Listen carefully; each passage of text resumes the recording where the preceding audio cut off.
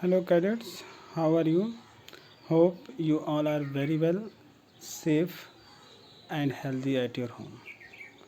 Dear students, जैसा कि आप जानते हैं कि मैंने आप सबको पिछले वीडियो में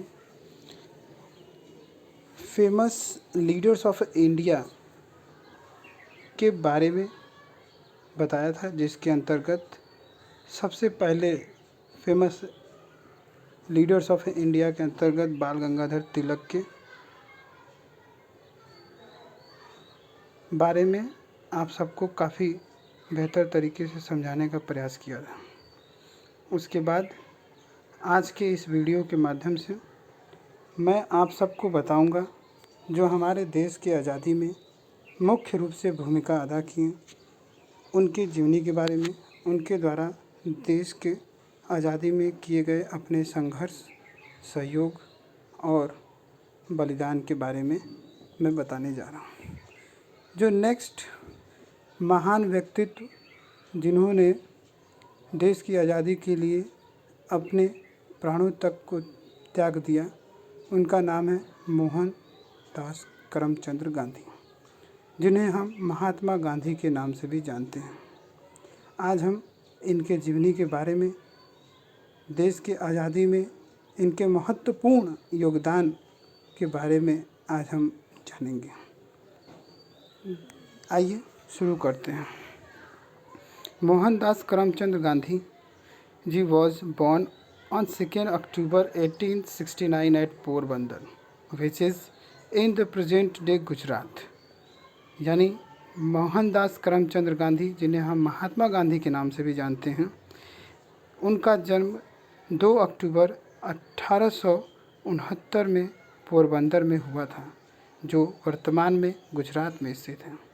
his father Karamchand Gandhi ji was a diwan और प्राइम मिनिस्टर ऑफ पोरबंदर। यानी महात्मा गांधी जी के पिता करमचंद गांधी जी पोरबंदर के दीवान थे, जिन्हें प्रधानमंत्री के बराबर पावर या शक्तियाँ उस समय होती थी। His mother Putlibai was very religious lady and left a deep impression on Gandhi ji's mind. यानी महात्मा गांधी की जो माता जी थी, उनका नाम पुतलीबाई था और वह एक बड़े ही महान धार्मिक प्रवृत्ति की महिला थी, जिन्होंने महात्मा गांधी के मन मस्तिष्क पर एक गहरा प्रभाव छोड़ा। He was a mediocre students and was exclusively शाई एंड टिमिड। यानी महात्मा गांधी जी एक मीडियोकर टाइप के स्टूडेंट थे, जिन्हें हम बोल सकते हैं एमिएबल यानी हंसमुख प्रवृत्ति के विद्यार्थी थे। साथ ही एक्सक्लूसिवली शाई एंड टिमिड यानी बहुत ही कमज़ोर और बड़े ही शर्मीले प्रवृत्ति के भी छात्र ये थी। He married at the age of 13 to Kasturba Bai. इनका विवाह 13 वर्ष की उम्र में कस्तूरबा बाई से हो गया। Later on in his life, बाद में इन्होंने अपने जीवन में Gandhi ji denounced the custom of child marriage and term it as cruel. बाद में गांधी जी ने बाल विवाह का कड़ा विरोध किया, इस परंपरा का कड़ा विरोध किया और इसे एक महिलाओं के साथ होने वाली क्रूरता बताया। आफ्टर स्कूलिंग यानी कि प्रारंभिक विद्यालय की पढ़ाई के बाद ही ज्वाइन द शामल दास कॉलेज इन भावनगर। गुजरात में भावनगर में शामल दास कॉलेज में इन्होंने आगे की पढ़ाई के लिए ज्वाइन किया। गांधी जी सेल्ड टू इंग्लैंड ऑन 4 सितंबर 1888। 4 सितंबर 1888 में गांधी जी आगे की पढ़ाई के लिए इंग्लैंड चले गए। ही completed his law degree in 1891 और वहीं से उन्होंने 1891 ईस्वी में अपनी लॉ की डिग्री कंप्लीट की, कानून की पढ़ाई पूरी की एंड रिटर्न टू इंडिया और फिर वह वापस भारत आए। Gandhi ji proceeded to South Africa in April 1893। यानी आगे की जो प्रैक्टिस है अपने लॉ की, कानून की पढ़ाई की, उसकी तैयारी या उसकी पढ़ाई के बाद की जो कार्य थे उसके लिए वह साउथ अफ्रीका में 1893 ईस्वी में गए। It was in south Africa that Gandhiji's transformation from Mohandas to Mahatma took place.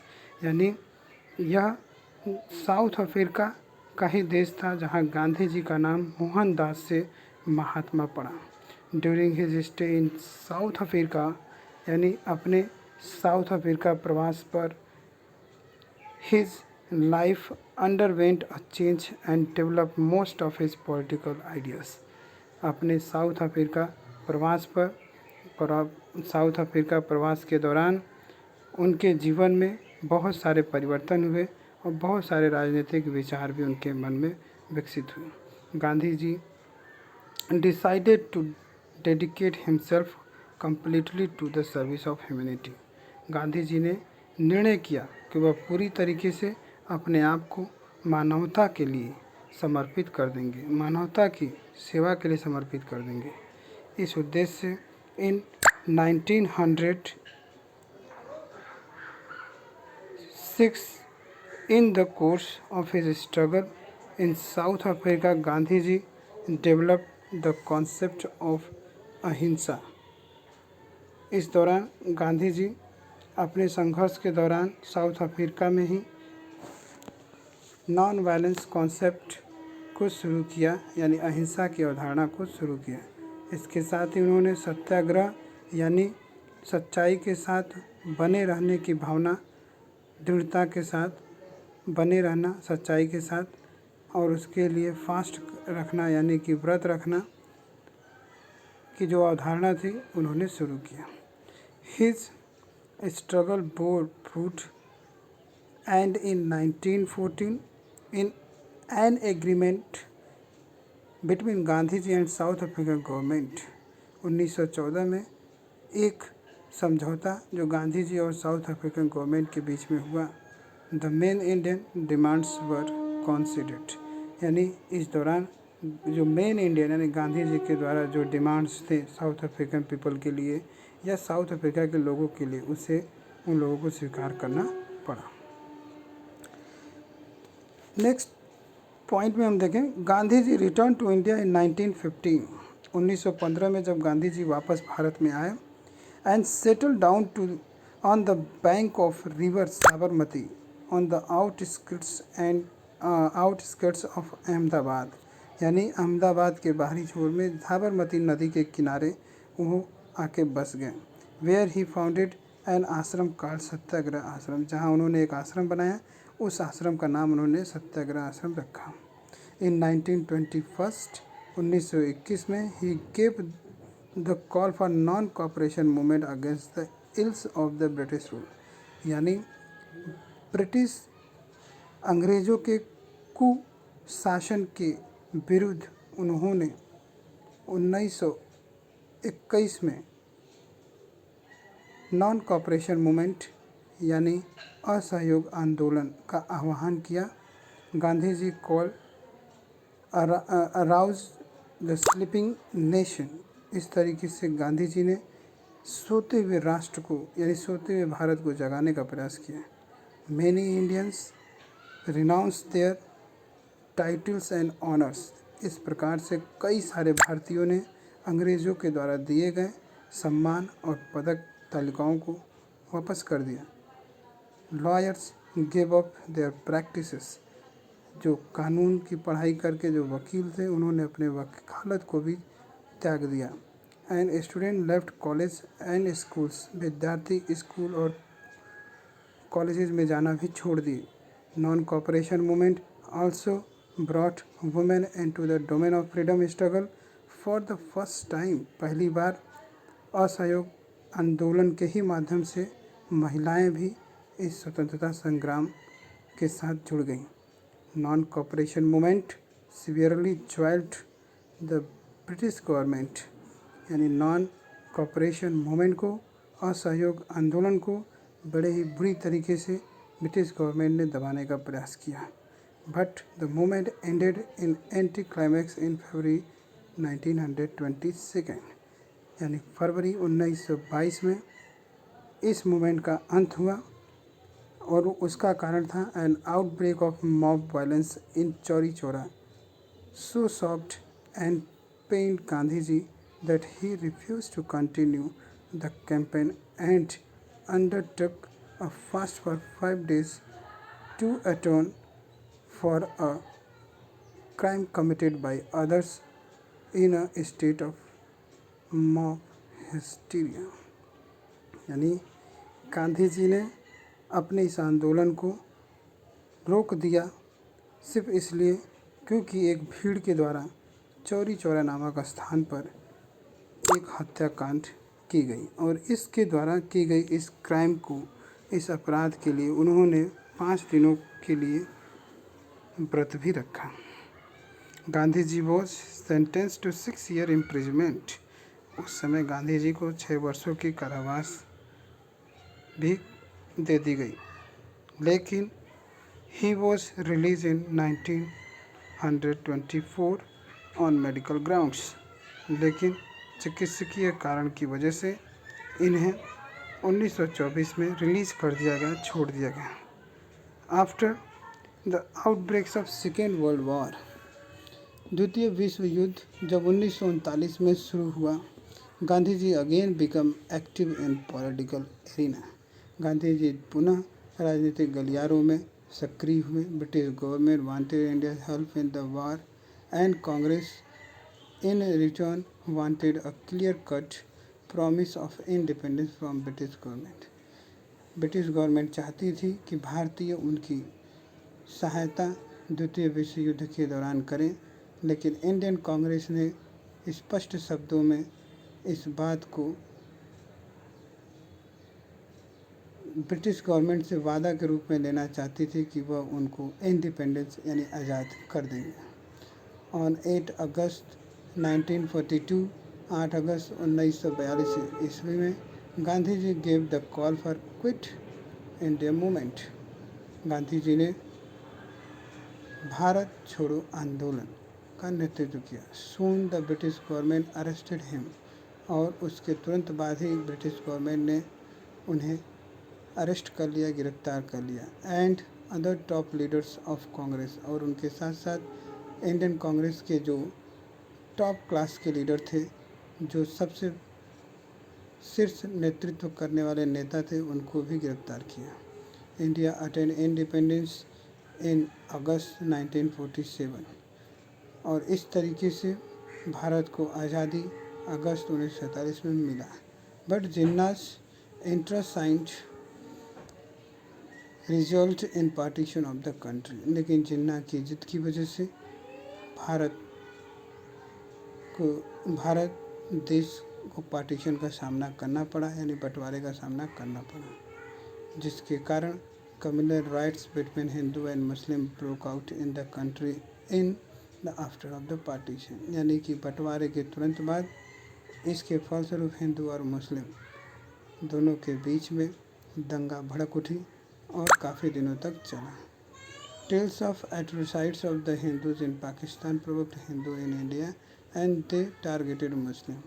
इस प्रकार से इंडिया में रहने वाले हिंदू मुस्लिम को, पाकिस्तान में रहने वाले मुस्लिम हिंदुओं को टारगेट करके दंगे करने लगे। Gandhi ji worked ceaselessly to promote unity between Hindus and Muslim. इसके बावजूद गांधी जी लगातार हिंदू और मुस्लिम दोनों को एकता के साथ रहने के लिए लगातार प्रयास करते रहे। This anger some fundamentalist, and on 30 January 1948 Gandhiji was shot dead by one such fundamentalist, Nathuram Godse, while he was going for his evening prayer। इस तरीके से हिंदू और मुस्लिमों के बीच एकता को बनाए रखने की बात गांधी जी के द्वारा करने पर कुछ फंडामेंटलिस्ट, कुछ रूढ़िवादियों को यह बात अच्छी नहीं लगी, जिसकी वजह से उन्हीं में से एक फंडामेंटलिस्ट यानी रूढ़िवादी व्यक्ति नाथूराम गोडसे ने 30 जनवरी 1948 में गांधी जी को मार दिया, यानी गांधी जी की हत्या कर दी। मरते समय the last words on the lips of Gandhi ji, हे राम, यानी मरने के समय गांधी जी के होठों पर जो अंतिम शब्द था वह था हे Ram. He proved himself to be a true leader of the people. उन्होंने यह साबित कर दिया, प्रमाणित कर दिया कि वह सच्चे रूप में भारतीय लोगों के एक महान सच्चे नेता थे। यह था गांधी जी के बारे में। आप सब, मैं उम्मीद करता हूँ कि गांधी जी के बारे में बहुत बेहतर तरीके से आप जान चुके होंगे और इनके बारे में मुख्य बातें जो बताई गई कि इन्होंने कब कौन से मुख्य आंदोलन देश की स्वतंत्रता के लिए चलाएं, इस सब के बारे में आप जान चुके हैं। और अब एनसीसी की परीक्षा में इनसे पूछे गए किसी भी प्रश्नों का जवाब आप आसानी से दे सकते हैं। इस वीडियो को मैं आप सबको भेज रहा हूँ व्हाट्सएप ग्रुप के माध्यम से। साथ ही इसे मैं अपने यूट्यूब चैनल पर भी अपलोड कर दूँगा। यदि जो लोग अभी इस वीडियो को नहीं देख पा रहे हैं, आप उन लोगों को इस वीडियो को यूट्यूब के लिंक के माध्यम से भी जोड़ करके उनको इस वीडियो को भेजिए, ताकि वह एनसीसी के इस क्लास में, ऑनलाइन क्लास के माध्यम से जो पढ़ाई गई टॉपिक्स हैं उसके बारे में बेहतर तरीके से जान सकें और अपनी तैयारी को कंटिन्यू रख सकें। इसी के साथ आज का ये टॉपिक्स यहीं पे समाप्त होता है। उम्मीद करता हूँ आप सभी अपने घर पे सुरक्षित रहेंगे और बेहतर तरीके से देश की सेवा में जुड़े रहेंगे। तब तक के लिए धन्यवाद।